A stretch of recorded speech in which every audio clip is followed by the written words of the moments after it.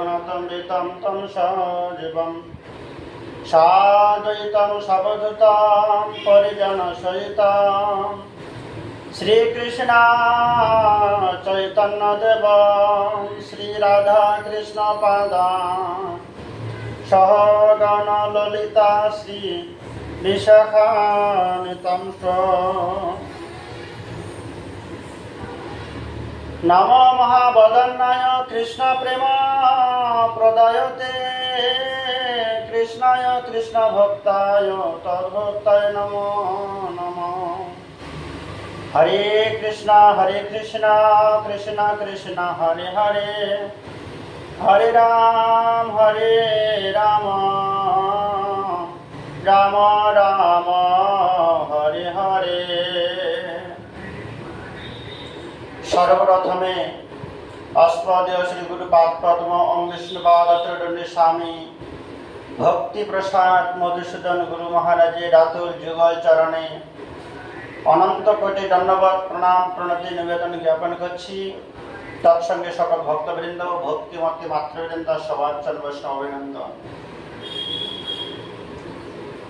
আমরা ধারাবাহিকভাবে চৈতন্য চরিতামৃত শ্রবণ কীর্তন ব্রতী হয়েছি।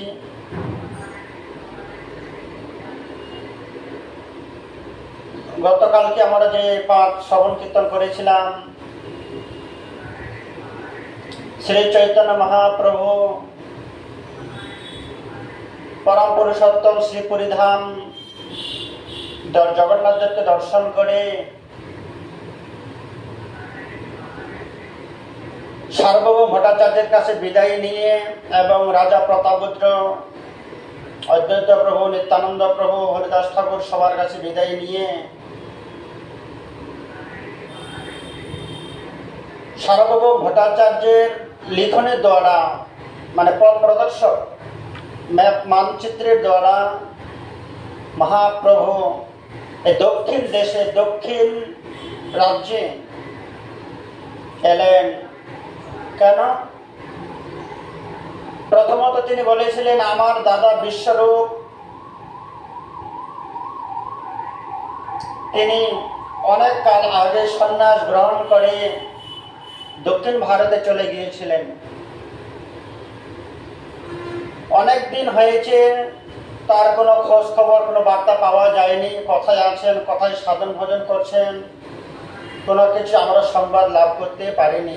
তাই আমি দক্ষিণ ভারতে যাব, বিভিন্ন তীর্থে বিভিন্ন মঠ মন্দিরে বিভিন্ন ভক্তবৃন্দের সমাগমে, ভক্তবৃন্দের দ্বারাই যদি আমি আমার দাদার মানে বিশ্বরূপের কোনো সংবাদ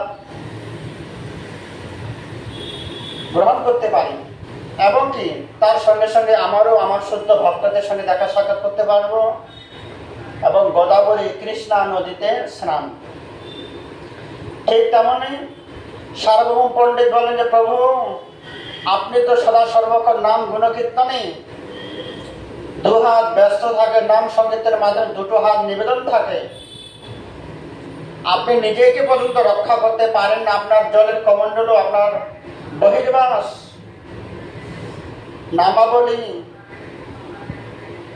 আপনার বসন রক্ষা করার মতো একজন ব্রাহ্মণকে আপনাকে সঙ্গে নিতে হবে। কাকে দিলেন? খুব শুদ্ধ সরল বৈষ্ণব, সরল ব্রাহ্মণ কালা কৃষ্ণ নামে একজন ব্রাহ্মণকে দিলেন। সেই কালা কৃষ্ণ ব্রাহ্মণ শুদ্ধ সরল বৈষ্ণব, তিনি ভগবানের সঙ্গে সঙ্গে দক্ষিণ ভারত দর্শন করলেন, ভ্রমণ করলেন এবং কি মাধুরী করে, রন্ধন করে, ভগবানকে ভোগ নিবেদন করে মহাপ্রভুর সেবা করতেন। যেখানে যেখানে মহাপ্রভু নাম সংকীর্তন করতে করতে অচৈতন্য হয়ে পড়ে যেতেন, সেই কালাকৃষ্ণ খুব সুন্দরভাবে সেবা যত্ন করে মহাপ্রভুকে চেতন ভেজাতেন। এইভাবে চলতে চলতে মহাপ্রভু প্রথম কোন ভক্তের বাড়িতে গেলেন? কর্ম নামে ব্রাহ্মণ। কর্ম ব্রাহ্মণের বাড়িতে কিছুদিন ছিলেন। কর্ম ব্রাহ্মণ ছিলেন পূর্বদিনের ভগবানের শ্রীকৃষ্ণের সখা। সেখানে সেবা পূজা গ্রহণ করলেন, কিছুদিন থাকলেন। সেখান থেকে বিদায় নিয়ে মহাপ্রভু বাসুদেব নামে একজন ভক্ত, তার গৃহে পদার্পণ করলেন। বাসুদেব নাম এক দ্বিজ মহাশয় সর্বাঙ্গ গলিত কুষ্ঠ তাতে কিরাময়। সে বাসুদেব ভক্ত কেমন ছিল? তিনি এতটা জীবের দয়া, কৃষ্ণ নাম সর্বধর্ম সার, প্রতিটা জীবের মধ্যে ভগবানের অবস্থান। পৃথিবীতে শুধু মানুষের সঙ্গে প্রেম করতে হবে, মানুষকে ভালোবাসতে হবে, মানুষকে দুঃখ দিলে হবে না, এটা কিন্তু জীবের প্রেম নয়, জীবের দয়া নয়। ভগবানের সৃষ্টি, প্রতিটা জীবকে দয়া করতে হবে। আমরা মনে করি মঠ মন্দিরে গেলে ভগবানকে দর্শন করা যায়, ভগবানের ধামে গেলেই কেবল ভগবানের স্বরূপটা উপলব্ধি করা যায়। কিন্তু বাসুদেব তিনি এমন সরল শুদ্ধ ব্রাহ্মণ, শুদ্ধ ভক্ত, সদা সর্বক্ষণ প্রতিটা অঙ্গে, প্রতিটা অণু পরমাণুর মধ্যে, প্রতিটা জীবের মধ্যে ভগবানের অবস্থান, সেটা তিনি অনুভব করতেন এবং দর্শন করতেন।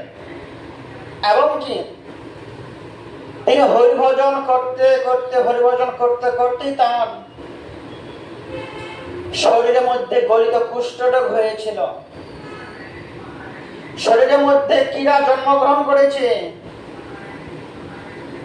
সেই শরীর থেকে যদি কোনো কীড়া, কোনো পোকামাকড় খসে পড়ে যেত মাটিতে, তিনি অনুভব করতেন এই কীড়াটা বা এই পোকামাকড় আমার শরীরে জন্ম নিয়েছে, আমার উপরে নির্ভর করে সে জীবন ধারণ করছে, এবং কি এর মধ্যেও তো ভগবান আছে, তারা আমার গলা পর্যন্ত শরীরটাকে খেয়ে জীবন ধারণ করছে, এটাও একটা ভগবানের সেবা।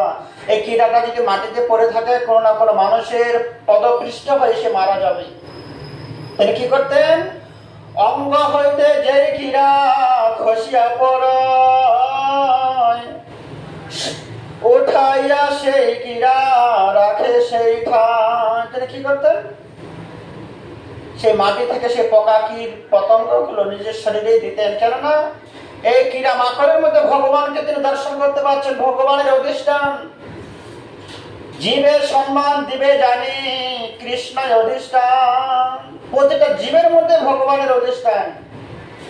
ভগবান শুধু তার বিগ্রহের মধ্যে অধিষ্ঠান নয়, ভগবান শুধু তার ধামের মধ্যে অধিষ্ঠান নয়, ভগবান শুধু তার ভক্তের মধ্যে অধিষ্ঠান নয়, ভগবান প্রতিটা জীবের মধ্যে অধিষ্ঠান আছেন। অতএব আমার শরীর থেকে একটা পোকামাকড় পালিয়ে যাওয়া মানে আমার শরীর থেকে ভগবান চলে যাওয়া।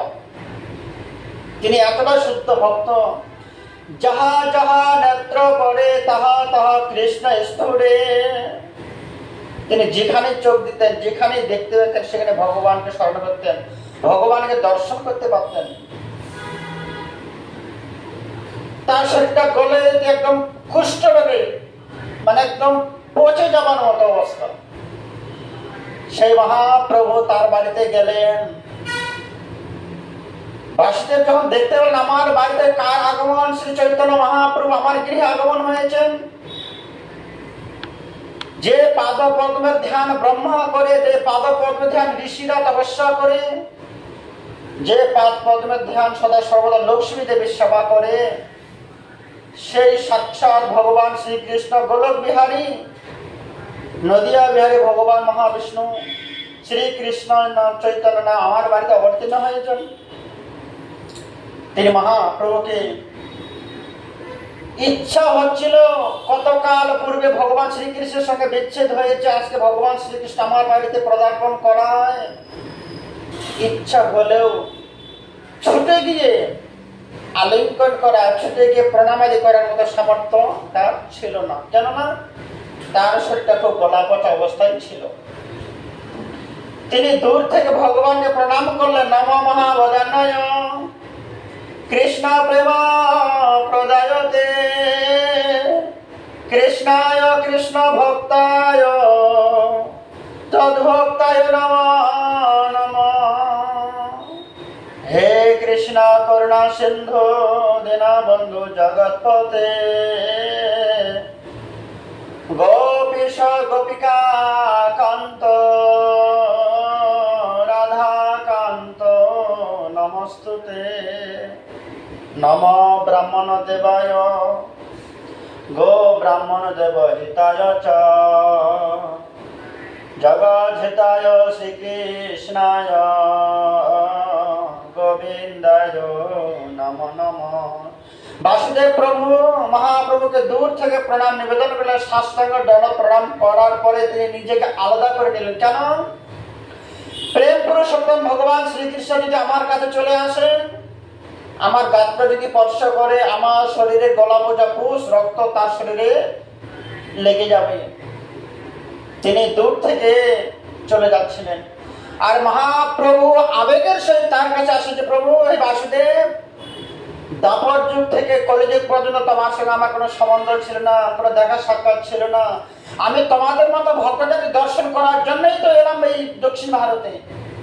আজকে তোমাকে আমি দর্শন করতে এসেছি। তুমি তো আমার পুরনো সখা, দাপর যুগের মিত্র। তুমি আমাকে ছেড়ে চলে যাচ্ছ, আমার কাছ থেকে তুমি দূরে চলে যাচ্ছ। যতই বাসুদেব তো পিছিয়ে দিকে এগিয়ে যাচ্ছে, মহাপ্রভু তার সামনের দিকে এগিয়ে যাচ্ছেন তাকে স্পর্শ করার জন্য, আলিঙ্গন করার জন্য। কেননা তার প্রিয় সখা এতদিন পরে দর্শন করে থাকতে পারলেন না মহাপ্রভু। তার কাছে গেলেন, তার কাছে বসলেন, অনেক আদান প্রদান কথা হলো যে বাসুদেব বলে, প্রভু আপনি এত দয়াবান, এত করুণাময়, আমাকে দর্শন করে মানুষ তো দূরের কথা, পশু পাখিও আমার কাছে আসে না। আমার শরীরে যে দুর্গন্ধ, পচা গলা পুষ রক্ত, এই দুর্গন্ধ মানুষ চলে যায়, আর আপনি এত করুণাময়, আপনি আমার কাছে আসছেন। প্রভু পড়ছে দুঃখ সঙ্গে কুষ্ঠ দূরে গেল, আনন্দ সহিত অঙ্গ সুন্দর হইল। যে প্রভু আপনি এলেন, আমাকে দর্শন দিলেন, এখান থেকেই ঠিক ছিল। পরের অধ্যায়ে আপনি যেটা করলেন এটা আমি সন্তুষ্ট হওয়া দূরে কথা, দুঃখটা বেশি পেলাম। প্রভু আপনি আমাকে দুঃখ দিতে এলেন। দেখুন, আমরা ভগবানকে দর্শন করতে পারলে, ভগবানের কাছে কিছু পার্থিব বস্তু লাভ করতে পারলে আমরা কতটাই না সুখী হই, কতটাই না আনন্দ হই। কিন্তু বাসুদেব তিনি আনন্দ লাভ করতে পারলেন না।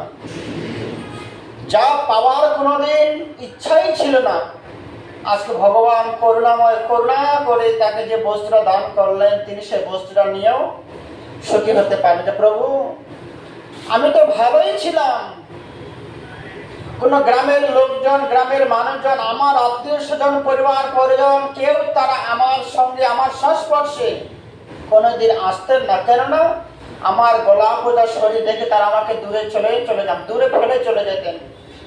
আমি একটা সাধারণ জঙ্গলের মধ্যে অবস্থান করছি, যাতে কেউ কোনোদিন আমার নিকটে আসতে না পারে, নিশ্চিন্তায় ছিলাম। আমি জড় জগৎ থেকে দূরে ছিলাম, সদা সর্বক্ষণে গলা পচা শরীরটা নিয়ে আমার কাছে যখন কেউ আসছে না, আমি কারোর সঙ্গে কথা বলতেও যাচ্ছি না, কোনোদিন কারোর সঙ্গে গ্রাম্য কথা আলোচনা করতে পারছিলাম না। সদা সর্বক্ষণ একাকী ভাবে তোমার ভজন কীর্তনে ব্রতী হয়েছিলাম। কৃষ্ণদাস অভিমানে যে আনন্দ সিন্ধু, এটাই আমার আনন্দ ছিল যে আমি সদা সর্বক্ষণ কি শয়নে, কি ভজনে, কিবা জাগরণে, অহর্নিশি চিন্তা কৃষ্ণ বল্লভ বদনে, খাইতে শুইতে যথা তথা নাম লয়, দেশ কাল নিয়ম নাহি সর্বসিদ্ধি হয়। আমি খুব ভালোই ছিলাম প্রভু। আমি একাকী থেকে আমার আশ্রমে আমি হরিভজন করতাম। দিনান্তে এই জঙ্গলের মধ্যে যা কোনো ফলমূল পেতাম, সেটাই ভগবানকে ভোগ লাগিয়ে আমি আহার করে সেবা গ্রহণ করে কালাতে দিন যাপন করতাম। কিন্তু আপনি আমাকে জড়িয়ে ধরে আলিঙ্গন করে আমার শরীর থেকে কুষ্ঠ রোগ, ব্যাধি, রূপপুষ, রক্ত, গলিত রোগ, গলিত কুষ্ঠটাকে আপনি ভালো করে দিলেন আমাকে।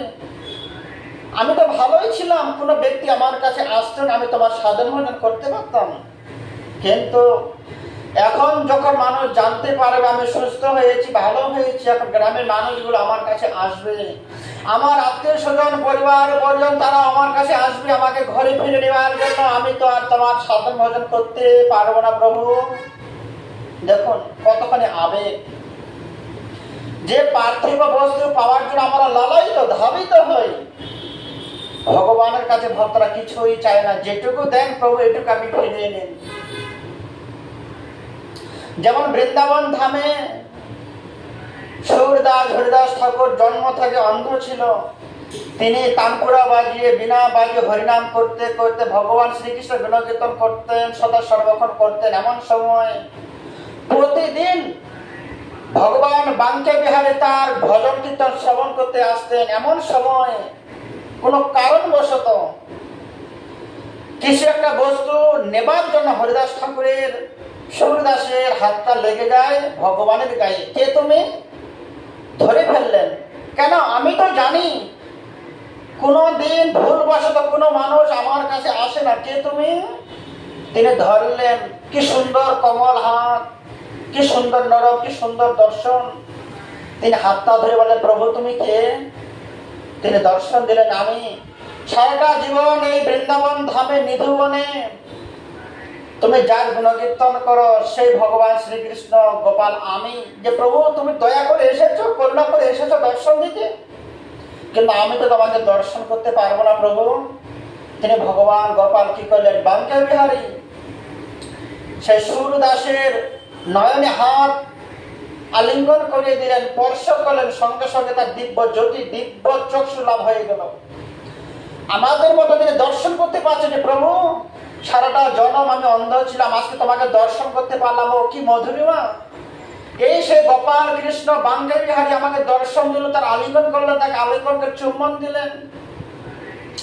কিছুক্ষণ সময় বাঙ্কে বিহারীকে দর্শন করার পর সুরদাস নিজের চোখ অন্ধ আবার বন্ধ হয়েছে। প্রভু সারাটা জীবন যে চক্ষু দিয়ে পৃথিবীর কোন রঙ্গলীলা, কোন প্রকৃতির দর্শন আমি করিনি, আজকে আপনি আমাকে চক্ষু দান করলেন, আমি তোমাকে দর্শন করলাম, আমার সব সার মিটে গেছে, সব স্বপ্ন পূরণ হয়েছে প্রভু, আমি ধন্য হয়েছি। কেন? জনম সফলতা অগ কৃষ্ণ দর্শন যার ভাগ্য হয়েছে একবার। যাকে একবার দর্শন করলে ভাগ্য হয়ে যায়, পৃথিবী পবিত্র হয়ে যায়, জন্ম সার্থক হয়ে যায়। আমি আর তোমাকে দর্শন করে এই চক্ষু দিয়ে দ্বিতীয়বার কোন জড় জগতের কোন বস্তু দর্শন করতে চাই না। হে প্রভু, আপনি যদি আমার প্রতি সুপ্রসন্ন হয়ে থাকেন, আপনি আমাকে পুনরায় আবার আগের মতো অন্ধ করে দিন, দৃষ্টিহীন করে দিন। কেন? তোমাকে যা দর্শন করেছি সেই দর্শনে যে সুখ, যে অনুভব, অনুভূতি, আমি সেটা নিয়ে দিন যাপন করতে পারো প্রভু। তোমাকে ছাড়া আমি অন্য কিছু দর্শন করতে চাই না। এই হচ্ছে ভক্তের আবেগ, ভক্তের ভগবানের সাথে সম্বন্ধ, যে প্রভু তোমাকে ছাড়া জগতে কোনো কিছুই প্রার্থনা করি না। ঠিক সেইভাবে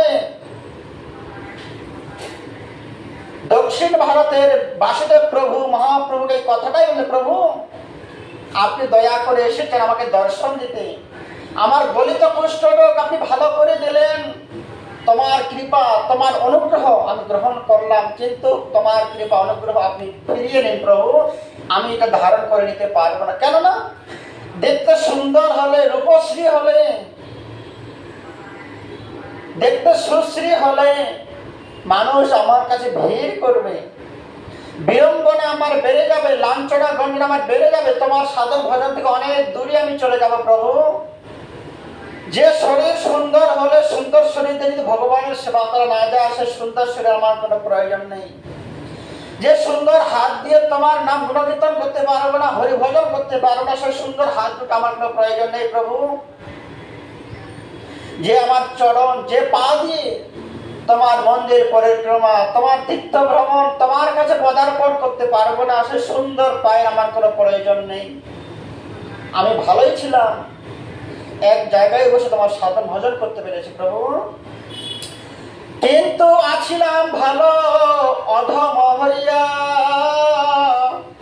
এবে অহংকার মোর জন্মিবে আসিয়া। আরো কি বললেন? আমার অহংকার হবে প্রভু। সবাই আমাকে লাঞ্ছনা গঞ্জনা করে ঘৃণা করতেন, আমাকে গ্রাম ছেড়ে দূরে সরে দিয়েছেন।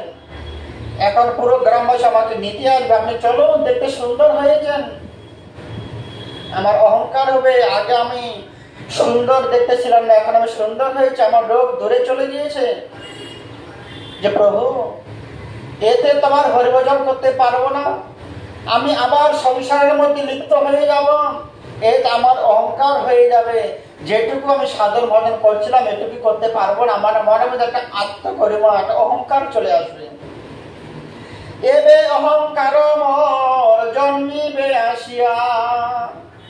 মানুষ একটু বড় হতে পারলে, আত্মসম্মান অর্জন করতে পারলে মানুষ কত অহংকার হয়ে যায়, গর্ব হয়ে যায়।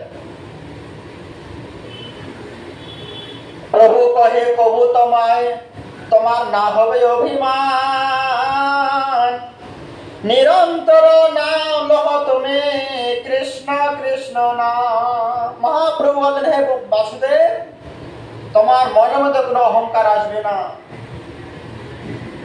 তুমি আগে যেমন সদা সর্বক্ষণ আমার গুণকীর্তন করতে, এখনো তুমি আমার গুণকীর্তন করতে পারবে। কেননা যে অভিমান, যে অহংকার, যে মায়া মমতা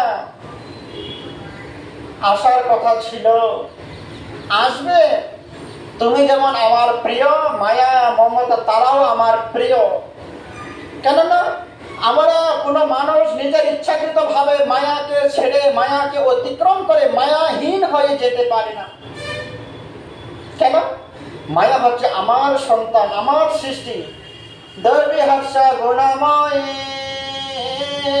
মম মায়া দূরত্বয়া। হে জীবগণ, তোমরা নিজের ইচ্ছাকৃত ভাবে গায়ের জোরে, গায়ের ক্ষমতার জোরে সংসারের মায়াকে তোমরা জয় করতে পারবে না। কেন? মায়াটা কার? ভগবান শ্রীকৃষ্ণের মায়া।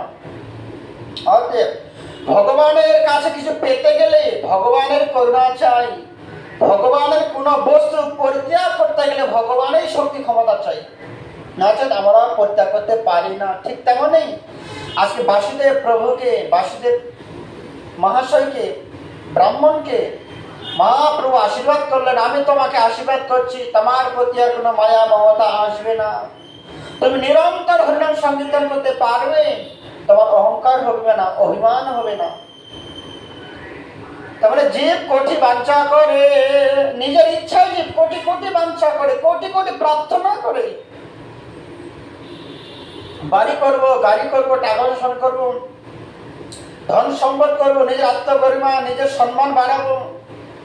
নিজের ইচ্ছা জীব কোটি বাঞ্ছা করে, কৃষ্ণের ইচ্ছা হলে তবে সেটাই ফল ধরে। আমরা নিজের ইচ্ছা করতে হবে, যা কিছু করতে চাই না কেন আমরা সেটা করতে পারবো না, যতক্ষণ না তার করুণা, তার শক্তি আমার মধ্যে প্রকাশিত হচ্ছে। তেমনই হে বাসুদেব, আমি তোমাকে কৃপা করছি, আশীর্বাদ করলাম, তুমি নিরন্তর ভাবে আমার গুণকীর্তন করো, নিরন্তর ভাবে আমার চিন্তন করো। নয়নং চিন্তন্তে শস্ত্রাণি নয়নং দন্তে পাবকঃ। আত্মাকে যেমন কাটানো যায় না, ঠিক তোমার শরীরটাকে মায়া মমতা এসে পৌঁছাতে পারবে না। নিরন্তর লহ তুমি কৃষ্ণ কৃষ্ণ নাম, একটাই নাম, কলিকালে ধর্ম হয় নাম সংকীর্তন, এত অর্থে অবতীর্ণ শ্রী সচিনন্দন। কলিকালে ধর্ম হয় কেবল নাম সংকীর্তন। হরে কৃষ্ণ কৃষ্ণ কৃষ্ণ হরে হরে, হরে রাম রাম রাম হরে হরে। কি ভজনে কি শয়নে কি বা জাগরণে, অহর্নিশি চিন্তা কৃষ্ণ বলহবদনে। হে ভক্তগণ, কলিকালে কোনো যজ্ঞ করার প্রয়োজন নেই, কলিকালে গঙ্গা স্নান করার কোনো প্রয়োজন নেই, তীর্থে যাবার কোনো প্রয়োজন নেই, দান দক্ষিণা তপস্যা হোম যজ্ঞ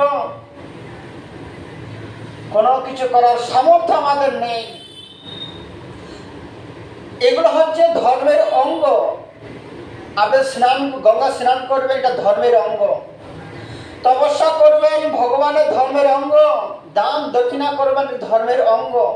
আমার শরীরটা যেমন অনেকগুলো অঙ্গ আছে, চোখ, কান, করোনা, নাসিকা, হাত, হস্ত, চক্ষু, এটা একটা অঙ্গ, ঠিক তেমনই আপনার জীবনের লক্ষ্য হচ্ছে নাম সংকীর্তন জপ করব। আপনি যদি কলিকালের ধর্মটা করেন, হরে কৃষ্ণ মহামন্ত্র জপ করেন, জপ করার পরে যদি আপনি কোনো যজ্ঞ করেন তবে যজ্ঞটা সম্পূর্ণ হবে। নাম সংকীর্তন করার পরে যদি গঙ্গা স্নান করেন তবে গঙ্গা স্নান আপনার সার্থকতা হবে। অতএব মূল বস্তু বাদ দিয়ে আপনি যত কিছু করবেন আপনার কোনো কিছু সিদ্ধি হতে পারে না। প্রাণ যদি শরীরে না থাকে, প্রাণহীন শরীরে যদি সোনার গয়না, সোনার চুড়ি, সন্ধ্যা মেকআপ করে আমরা বিউটি পার্লার করে রাখি, এতে কোনো মূল মর্যাদা থাকে না। ঠিক তেমনই আপনি গঙ্গা স্নান করছেন, দক্ষিণা দিচ্ছেন, হোমযজ্ঞ করছেন, তপস্যা করছেন, বিভিন্ন তীর্থে যাচ্ছেন, কিন্তু মূল বস্তু আপনি হরিনাম সংকীর্তন করছেন না, এতে আপনার কোনো লাভ নেই। কেন? মূল বস্তু গাছের বৃক্ষের গলাটাকে কেটে দিয়ে আপনি গাছের ডালে লতা পাতায় জল দিচ্ছেন, কেমন হবে সেটা? ঠিক তেমনই আপনি জগতে যা কিছু করছেন, দেশের সেবা, দশের সেবা, গ্রামের সেবা, সমাজের সেবা, যা কিছু করুন না কেন, এগুলো তখনই আপনার সার্থকতা হবে আপনি যখন আপনার প্রকৃত ধর্ম করবেন, বাস্তব ধর্ম করবেন, আত্মধর্ম। কি ধর্ম সেটা? কলিকালে ধর্ম হয়। এই কলিকালে মানুষের জন্য ধর্ম সেগুলো নয় যেগুলো আমরা আচরণ করি। কলিকালের ধর্ম কি? হরে কৃষ্ণ কৃষ্ণ কৃষ্ণ হরে হরে, হরে রাম রাম রাম হরে হরে। কলিকালে ধর্ম হয় নাম সংকীর্তন, এটাই হচ্ছে কলিকালের ধর্ম। হে ভক্তগণ, আপনারা যেদিন হরিনাম করবেন সেই দিন আপনার সবকিছুই কমপ্লিট, সবকিছু সম্পূর্ণ হবে। হরিনাম ছাড়া আপনি যা কিছু করবেন এগুলো আপনার সম্পূর্ণ হবে না, অধরাই থেকে যাবে। সেই জন্য মহাপ্রভু বাসুদেব, প্রভু কমলা বাসুদেব, তুমি জগতে যা কিছুই করো না কেন, আমাদের লক্ষ্য, আমাদের উদ্দেশ্য কলিকালের ধর্ম হয় নাম সংকীর্তন। নিরন্তর লহ তুমি কৃষ্ণ কৃষ্ণ নাম, কৃষ্ণ উপদেশী করো জীবের নিস্তার, অচিরাতে কৃষ্ণ তোমায় করিবেন অঙ্গীকার। মহাপ্রভু তাকে আশীর্বাদ করছেন কিভাবে? হে বাসুদেব, যারে দেখো তারে কহ কৃষ্ণ উপদেশ, আমার আজ্ঞায় গুরু হইয়া তার। হে বাসুদেব, ভারত ভূমিতে জন্ম হইল যাহা, জন্ম সার্থক করি কর পর উপকার। বাসুদেব, আপনার তুমি সাধন ভজন করে মানব জীবন সার্থক হয়েছে। তুমি যদি একাই হরি ভজন করো, মানুষকে যদি উপদেশ না করো, তাদের মানব জন্ম কি করে সার্থক হবে? অতএব আমি তোমাকে আদেশ করলাম, আজ্ঞা দিলাম, একা একাই ঘরে বসে হরিনাম সংকীর্তন করলে হবে না। তোমার চোখের সামনে যাকেই দেখতে পাবে তাকে তুমি কৃষ্ণ উপদেশ দেবে, কৃষ্ণ কথা শোনাবে, কৃষ্ণ মন্ত্র দান করবে। আমার আজ্ঞায় আমি তোমাকে আদেশ করলাম, পারমিশন দিলাম, আচার্য ঘোষণা করলাম, আমার আজ্ঞায় গুরু হইয়া আমি তোমাকে গুরু বানালাম। তুমি জগৎকে উদ্ধার করো, জগৎকে হরিনাম সংকীর্তন প্রচার করো। সন্ন্যাসীর কার্য নয় সন্ন্যাস করিয়া, জন্মস্থানে রহে কুটুম্বাদি লইয়া। সন্ন্যাসীর সন্ন্যাস হইয়া কার্য নয় এক জায়গাতে বসে থেকে শুধু রান্না করবে, ভগবানকে ভোগ লাগাবে, খাবে আর হরিনাম করবে। সন্ন্যাসীর কাজ কি? পরিব্রাজক, জগতে জগতে দ্বারে দ্বারে নগরে নগরে প্রচার করে নাম সংকীর্তন বিচরণ করা। যে নাম সংকীর্তন যদি একজন মানুষকে আমরা দিতে পারি, সে মানুষ কি করবে? পুনরপি জনম পুনরপি মরণম পুনরপি জননী জঠর শয়নম।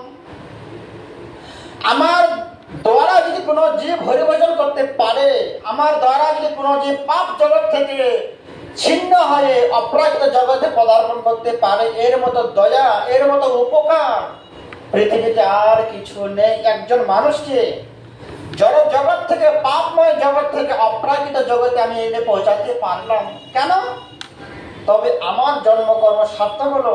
তাকে হাজার হাজার বার নরক যাতনা পেতে হতো, হাজার হাজার মায়ের কুক্ষিতে জন্মগ্রহণ করতে হতো, দুঃখ জ্বালা সহ্য করতে হতো। সে নরক যন্ত্রণা থেকে তাকে বাঁচিয়ে দিতে পারলাম আমি কেন? আমার মাধ্যমে সে হরিভজন করতে পারলো। সেজন্য কি বলছেন? হে বাসুদেব, যারে দেখো তারে কহ কৃষ্ণ উপদেশ, আমার আজ্ঞায় গুরু হইয়া তার এই দেশ, পুরো দেশবাসীদের হরিনাম সংকীর্তন করাতে হবে। তবেই মানুষ তার জন্ম জন্মান্তরের যে একটা মালা আছে, পুনরপি জননম পুনরপি মরণম, জন্মগ্রহণ মৃত্যু, জন্মগ্রহণ মৃত্যু, এই থেকে অব্যাহতি দেবার জন্য, এই থেকে অব্যাহতি পাবার জন্য কি করতে হবে? আমাদের হরিভজন করতে হবে। সেই জন্য মহাপ্রভু কি বললেন? কৃষ্ণ উপদেশী কর জীবের নিস্তার। কৃষ্ণ কথা ছাড়া জীব উদ্ধার হতে পারে না। কালী কথা শ্রবণ করো, দুর্গা কথা, শিবের কথা, যত রকমের জড়জাগতিক কথা আছে, যে কথায়, যে নাম সঙ্গে, যে শ্রবণে কৃষ্ণ কথা শ্রবণ নেই, যে বাক্যে কৃষ্ণ কথা বাক্য নেই, যে রসের মধ্যে কৃষ্ণ রস নেই, এইসব নিয়ে আমরা যতদিন থাকবো আমাদের কপালে দুঃখ দুর্দশা লেগেই থাকবে। কেননা কলিকালে ধর্মটা আমরা যদি না করতে পারি, একমাত্র কৃষ্ণ নামে, কৃষ্ণ সাধন ভজন জীব উদ্ধার হতে পারে। নচেত আপনি শ্রবণ করুন আর চিন্তন করুন, আপনি কি এখনো কৃষ্ণ ভজন করেন? আপনি যদি এখনো কৃষ্ণ ভজন করতে পারেন না, হরি ভজন করতে পারেন না, তবে জানবেন জানিয়া শুনিয়া বিষ খাইন। অতএব আপনি মনে করছেন আমি খুব ভালো আছি, সুখে আছি, কিন্তু পারমার্থিক জগৎ ভয়ঙ্কর আপনার জন্য জম যাতনা অপেক্ষা করছে। কেন?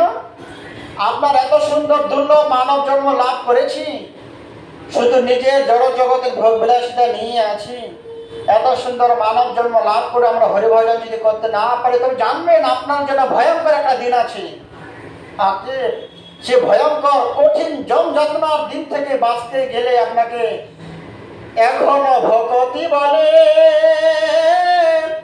কৃষ্ণ প্রেম সিন্ধু জলে, এখনো সময় আছে। সেই কঠিন দিনের জন্য, ভয়ঙ্কর দিনের জন্য আপনি যদি বেঁচে থাকতে চান, আজকে আপনি কৃষ্ণ ভজন করুন, হরে কৃষ্ণ মহামন্ত্র জপ করুন, হরে কৃষ্ণ কৃষ্ণ কৃষ্ণ হরে হরে, হরে রাম রাম রাম হরে হরে। কৃষ্ণ উপদেশী কর জীবের নিস্তার, অচিরাতে কৃষ্ণ তোমায় করবেন অঙ্গীকার। অতএব আপনি সদা সর্বকাল নাম বিতরণ করুন, মানুষকে উপদেশ দান করুন, হরিভজন করান। কি হবে? অচিরাতে ভগবান শ্রীকৃষ্ণ তোমাকে নিজেই নিতে আসবেন। ভক্ত, এবারে চলো, তোমার জড় জগতের কার্য সিদ্ধি হয়েছে, তোমাকে দিয়ে অনেক ভক্ত তৈরি হয়েছে। তখন কি করবেন? অচিরাতে কৃষ্ণ তোমাকে কৃষ্ণের কাছে যেতে হবে না, কৃষ্ণ তোমার কাছে আসবে ছুটে। এবারে তুমি চলো কোথায়? বৃন্দাবন ধামে চলো। অতএব আপনারা অনুভব করুন, জড় জগতের কথা দিয়ে মানুষকে যতটা না উপকার করলে, কৃষ্ণ কথা বলে মানুষের উপকার করলে কি পাবেন? ভগবান আপনাকে সশরীরে নিতে আসবে, দর্শন দিতে আসবেন। আপনি ভগবানের হাত ধরে অন্তিম সময় ভগবানের গোলক বৃন্দাবন ধামে পৌঁছাতে পারবেন। এরকম দুর্লভ সুযোগ, দুর্লভ বস্তু আপনি কি চান না লাভ করতে? জড় জগতের বস্তু চাইলেও আমরা লাভ করতে পারবো, না চাইলেও লাভ করতে পারবো, কিন্তু আপনি যদি সাধন ভজন না করেন ভগবানকে লাভ করতে পারবেন না। এইভাবে কবিরাজ গোস্বামী পাদ তার লেখনীতে চৈতন্য চরিতামৃতে ভগবান মহাপ্রভু দক্ষিণ ভারত যাত্রা বর্ণনা করছেন। আগামীকালকে আমরা আবার অষ্টম অধ্যায় আমরা শ্রবণ করব। মহাপ্রভুর দক্ষিণ যাত্রায় বাসুদেব প্রভুর সঙ্গে যে আলোচনা, বাসুদেব প্রভুর সেবা গ্রহণ, তাকে সুস্থ শরীর করে দেওয়া, তাকে উপদেশ দিলেন, আমরা শ্রবণ কীর্তন করলাম। আপনারা ধৈর্য সহকারে শ্রবণ কীর্তন করবেন। যদি ভালো লাগে, প্রয়োজন মনে করেন, আপনার প্রিয়জনকে আপনি প্রেরণ করবেন, প্রিয়জনকেও ভগবানের কথা শ্রবণ করার সৌভাগ্য লাভ করাবেন। এটাই আপনার পরে উপকার। এই উপকারটাই চৈতন্য মহাপ্রভু জগতে দিতে এসেছিলেন। কৃষ্ণ নাম শ্রবণ করুন, অন্যজনকে শ্রবণ করান। তাতে কি হবে? যারাই শ্রবণ করবে কৃষ্ণ কথা, তাদের কল্যাণ হবে, মঙ্গল হবে, ভগবত ধামে যাওয়ার দিশা পাবে, ভগবানের কৃপা লাভ করতে পারবে। আজকে এখানে বিশ্রাম। বাঞ্ছা কল্পতরুভ্যশ্চ কৃপা সিন্ধু ভয়ে বচ পতিতানাং পাবনেভ্যো বৈষ্ণবেভ্যো নমো নমঃ। জয় শ্রী শ্রী গুরু গৌরাঙ্গ গান্ধীরিকা গিরিধারী মদন মোহন গোবিন্দ গোপনাথ জয় হোক। রামানন্দ প্রভু জয় হোক। চৈতন্য চরিতামৃত চৈতন্য ভাগবত জয় হোক। কবিরাজ গোসাই পাদের জয় হোক। হরে কৃষ্ণ। আপনাদের জয় হোক। সবাই ভালো থাকুন।